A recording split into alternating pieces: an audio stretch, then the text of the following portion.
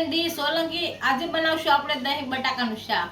તો એના માટે બટેકા લીધા છે અને કાંદા લીધા છે, દહીં લીધું છે, હળદર લીધી છે, મરચું પાવડર લીધો છે, સૂકા મરચાં લીધા છે લાલ, ધાણા અને મીઠું.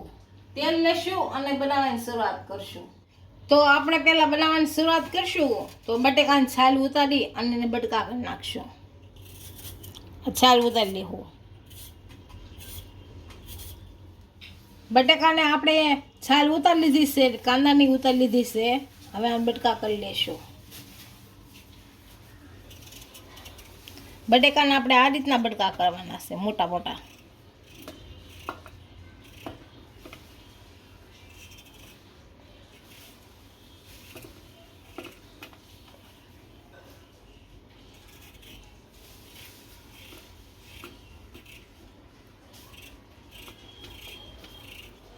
મોટા મોટા કરવાના. કાંદાને આપણે આ રીતના કરવાના છે.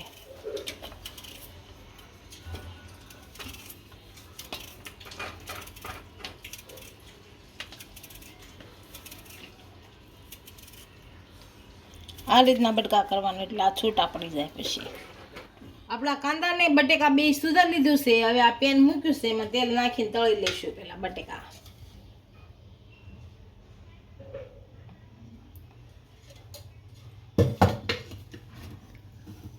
હવે તેલ ગરમ થવા દઈશું. આપણું તેલ ગરમ થઈ ગયું છે. આમાં બટેકા નાખી દઈએ. હવે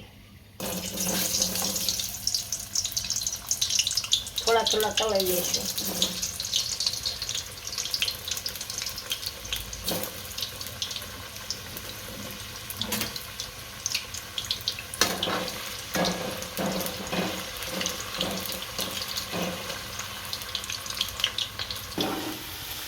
થોડાક બ્રાઉન કલર થાય ત્યાં સુધી તળી લઈશું આપણે આને.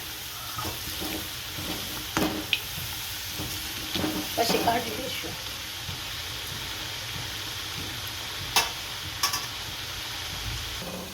આપણા બટેકા તળાઈ ગયા છે, આને કાઢી લઈશું. હવે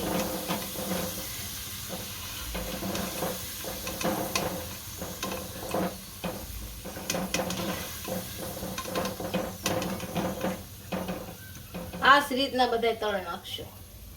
બટેકા આપણે તળી લીધા છે. હવે કાંદા તળશું. કાંદા તળશું.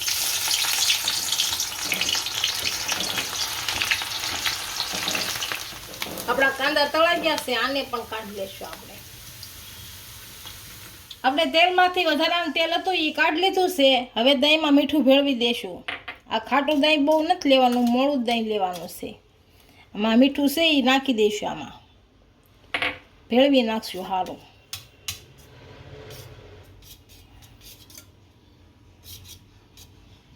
દહીંમાં મીઠું ભેળવી દીધું છે. હવે આપણે વઘાર કરી લઈશું આનો. તેલ આપણું ગરમ થઈ ગયું છે, તો આમાં હવે સૂકા મરચાં નાખશું.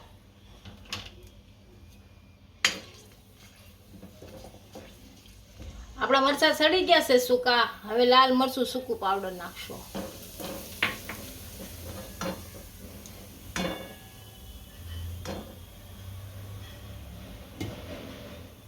હવે હળદર નાખશું.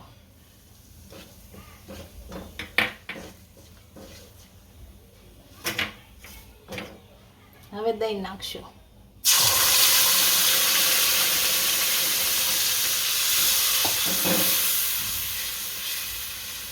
હવે બટેકા નાખશું.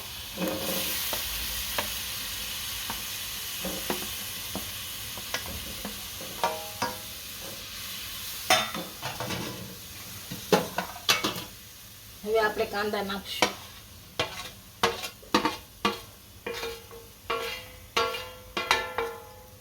આમ ભેળવી નાખશું.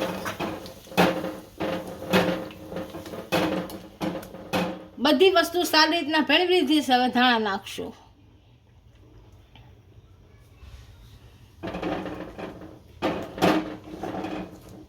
હવે ગેસ બંધ કરી અને નીચે ઉતારી દઈશું. આપણું દહીં બટેકાનું શાક તૈયાર થઈ ગયું છે. એને સર્વ કરી લઈશું.